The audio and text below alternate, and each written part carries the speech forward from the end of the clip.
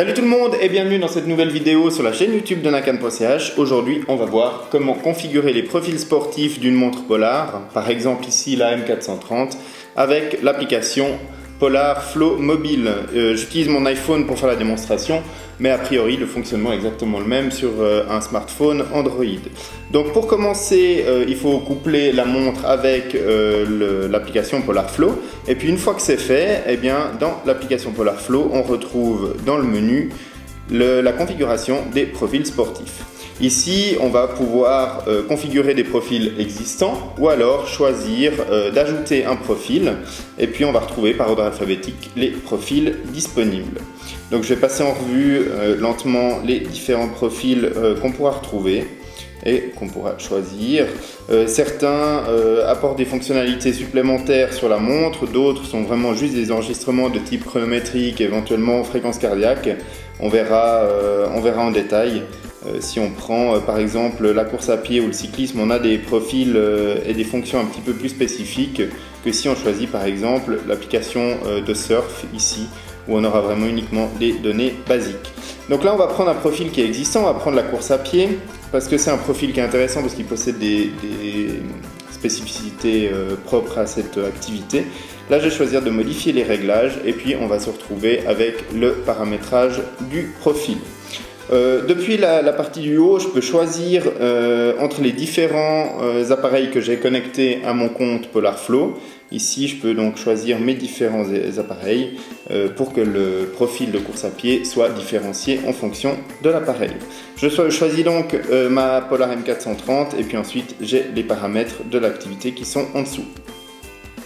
Alors, la première partie consiste à configurer des tours automatiques. Ici, j'ai un tour automatique qui est configuré sur une distance d'1 km. Je pourrais éventuellement choisir de faire des tours automatiques de 10 minutes, quart d'heure, etc. Je vais garder mon tour automatique au kilomètre. Ensuite, au niveau de la fréquence cardiaque, je peux choisir de l'afficher soit en battements par minute, soit en pourcent de la fréquence cardiaque maximale. Et puis, pareil pour l'allure, soit en km/h, soit en minutes par kilomètre. Ensuite, je vais pouvoir, si je le souhaite, personnaliser mes zones de fréquence cardiaque. Ici, je vais laisser les réglages qui sont proposés par défaut par l'application Polar Flow. N'oubliez pas de régler correctement votre fréquence cardiaque maximale et puis votre fréquence cardiaque au repos dans votre profil personnel sur Polar Flow pour que ces données restent correctes. Ensuite, on va pouvoir configurer le verrouillage par zone qui permet, une fois qu'on est dans l'activité, en maintenant le bouton rouge de la montre enfoncé, de verrouiller la zone de fréquence cardiaque dans laquelle on se trouve. Et puis ensuite, la montre nous avertira si on en sort. La fréquence cardiaque visible par d'autres appareils, pour l'instant, Polar n'a pas encore fourni exactement les informations sur les appareils compatibles avec cette fonctionnalité, mais a priori ils ne sont pas très nombreux, c'est des appareils de gym ou autres équipements. La partie la plus intéressante, ce sont les vues d'entraînement. Ici, on voit les différents écrans de données qu'on aura sous les yeux pendant la séance d'entraînement. Et puis, on va pouvoir afficher différents champs. On voit que la première page contient 3 champs, la deuxième également, et les autres en contiennent 4. Si je crée une nouvelle page de données, on se retrouve avec une page vide. Et puis là, je vais pouvoir choisir d'ajouter mes différentes données en fonction de la liste qui est disponible. Alors de nouveau, on va la parcourir intégralement pour voir ce que propose Polar Flow et la montre comme données. Donc on va commencer peut-être par mettre une allure. Je vais choisir de mettre l'allure tout en haut. Ensuite, je vais peut-être choisir de mettre la distance totale. On peut également choisir la distance du tour, du dernier tour ou du tour automatique. En dessous, je vais mettre le temps écoulé. Donc on va rechercher la durée. Ici. Et puis en dessous, je vais peut-être choisir soit des données d'altitude avec du dénivelé positif ou du dénivelé négatif ou du cumul, etc. Ou alors de choisir la fréquence cardiaque. Voilà. Donc je peux mettre entre 1 et 3 champs par page de données sur ma montre. Je termine et ça enregistre ma page. Ensuite, je vais pouvoir en rajouter. On va juste en rajouter avec un seul champ pour voir le maximum qu'on pourra en mettre.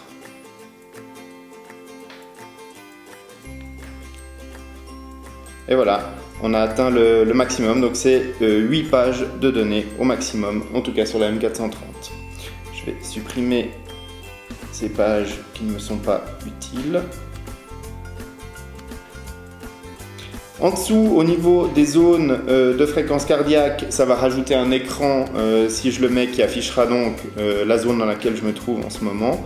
Pareil avec la zone de vitesse d'allure. Ce sont donc des pages de données avec différentes barres qui indiquent la durée proportionnellement passée dans chacune des zones. Et puis enfin, la page de retour au départ, qui affiche une flèche qui indique à vol d'oiseau la direction et la distance pour retourner au point où l'enregistrement de l'activité a démarré. Je peux également activer la pause automatique et qui va automatiquement mettre la montre en pause au moment où je vais m'arrêter. Et puis je vais pouvoir choisir la qualité de l'enregistrement GPS, haute précision, précision moyenne ou économie d'énergie. Ça va simplement définir le taux d'échantillonnement du nombre de points GPS. En haute précision, on a un enregistrement par seconde. Et puis plus on choisit d'économiser de l'énergie, évidemment, plus l'échantillonnement sera moins précis. Et donc du coup, on aura un point GPS qui sera enregistré avec un delta de temps plus important.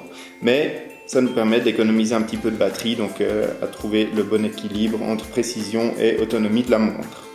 Voilà, donc une fois que le profil sportif est configuré, je termine et puis là, PolarFlow m'indique qu'il faut que je synchronise la montre. Pour synchroniser la montre avec PolarFlow, je vais simplement maintenir le bouton ici de retour enfoncé et puis la montre va automatiquement se connecter à mon smartphone et puis commencer la synchronisation. Une fois que la synchronisation sera terminée, eh bien, le nouveau profil sportif avec les nouveaux paramètres seront disponibles sur la montre. Voilà, donc tous ces réglages sont évidemment toujours possibles aussi sur la page web de PolarFlow. Il est toujours possible de le faire à cet endroit-là. Je trouve vraiment plus pratique de pouvoir le faire directement depuis le smartphone avec les fonctions tactiles. La configuration est plus rapide et puis on a toujours son smartphone avec soi, ou qu'on soit en général, plus facilement en tout cas que son ordinateur, même si c'est un ordinateur portable. Voilà, j'espère que cette vidéo vous a été utile. Moi je vous dis à bientôt sur la chaîne YouTube de nakan.ch pour de prochaines vidéos, et puis bien évidemment sur le site pour plein de tests de fond en comble. Merci, à bientôt.